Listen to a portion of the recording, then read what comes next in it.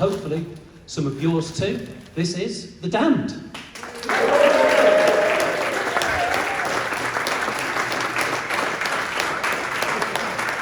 Hopefully.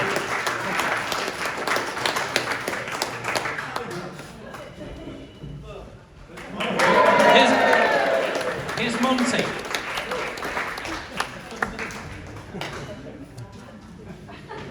They're coming. Here's the captain.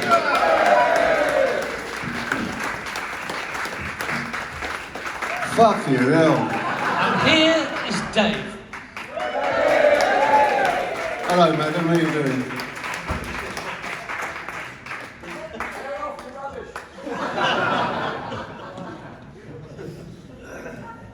Blimey. What's this all about then? Say captain. Good evening. Unaccustomed as I am to public speaking.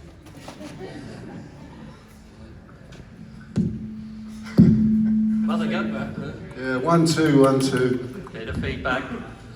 Guys, you're number 7 in the midweek charts. The Damned are hurtling towards the top 10 once more. How fantastic is that? Aren't you surprised? Yeah, except I don't know what chart is the chart these days, so I guess good, I suppose. Where you going? Captain's gone. No. His chair's broken, I think.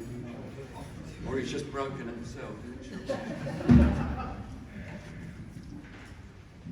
Talk amongst yourselves. I broke a chair in Buenos Aires, it was. I went to a vegetarian restaurant and I thought, oh my God, oldest person there was full of young trendies. And I sat down all nonchalant, I got my food, I just went through the chair. I thought, what a fucking cunt. No, they're all like this. They got... Oh, be careful, Captain. Together, didn't you? Which is this very sort of old school. It's the only way we did have done it. But it's a great way for those songs to develop, isn't it? I think this is the kind of band that has to be in a room and play together, because you get things happen that wouldn't if you were looking for a perfect performance with a computer separately, you know, and putting that on. Because you might, the whole band, there might be a mistake, there might be something that happens, and you suddenly think, well, no, wait, that's not a mistake, that sounds great, and you change things, you know. It's a lot to ask when you go. You know what the other person's going to do, and it always goes that bit further than you expect, you know. It's I never take any of it for granted, basically. When you're choosing the songs, you try and envisage, you know, what it might sound like, you know, when you've got a completed set of songs, and you try and get a balance between, you know, the material, so that the album isn't too skewed one way or the other way. You know, so I think this one's a nice balance. I mean, in terms of lyric, Dave's lyrics, stuff like you're going to realise, it seems, and you may well disagree, of course, but it seems you're writing much more personally on this particular album, rather than this album. I am. Yeah, it's really, I suppose, the first time I've done that. Because usually I write about things or other people. So this is more inwardly thinking, yeah, definitely. What caused that turnaround for you? I don't know, I just hopefully getting better as a songwriter. You know, I don't know. Because you've never really felt the need to burden yourself in lyrics. I remember talking to you about lyrics, and you kind of, you know, you're not that keen a lot of the time to actually explain exactly what they're about. So well, no, I think one thing I like about songs is interpretation of lyrics, and sometimes they're totally wrong, but it's great because that person, to them, it's that personal thing, you know.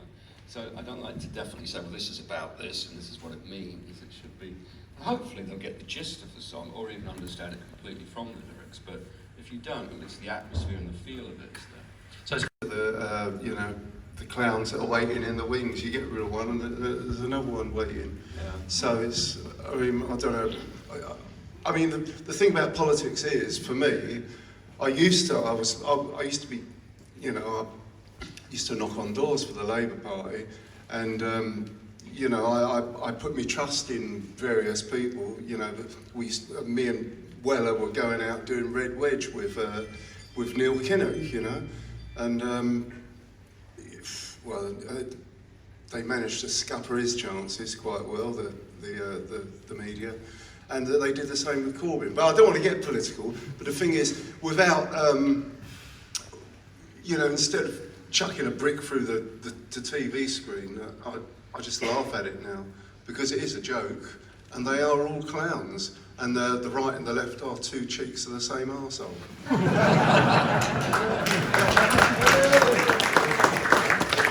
Because whoever you vote for, nothing changes and the wars carry on. But I mean, you've always had a political undertow, haven't you? You were very friendly with Crass for a while, weren't you? Yeah, they rewired my brain a bit. I was a bit of a hooligan before that. And, Punk from America at the time, way back. And it hadn't been called punk rock. And originally it was used in the States as a derogatory term, you know, to put them down, you know. Yeah. And we were just thought of ourselves as a good band. There's nothing else. But when I joined Brian, you know, when he was playing those songs to me in his basement in Kilburn on an acoustic guitar, he played New Rose and Fan Club and all these songs, and I thought, wow, this is amazing. But he never said, you know, do you want to join a punk group? I mean, there was never any use of the P word until I think Caroline Coon used it in a review a few weeks later. Yeah. And said there was that front page of Sounds or whatever it was, you know, the Pistols are on the road, the Damned have released an album, Punk is on its way, or something like that. And I thought, what are they talking about? Punk, you know? I mean, also, we know about Monty. Not that I've got anything against punk. No. But, you know, it's just that's not the band I joined. And I do, you know, punk rock's more than just the music, isn't it? It's an attitude, and, you know, to, you know, governments and the establishment and all that sort of stuff. I think it's all the way through, so I don't have a definite song. What you do have is great memories of working on stuff, you know, like working on Curtain Call, for instance, which was totally out of character at the time for a band that were making 3-minute fast songs, and suddenly we've got this 18 minutes, half of an album soundtrack thing. And the original demos, and those kind of things, you know, memories of finishing the Black album up an oak tree with him having breakfast at 6 in the morning, because we'd finished it. You know, we climbed up this tree and had our breakfast, and then watched the sunrise, because we'd finished that album. We knew we'd accomplished something. You know? Oh, that's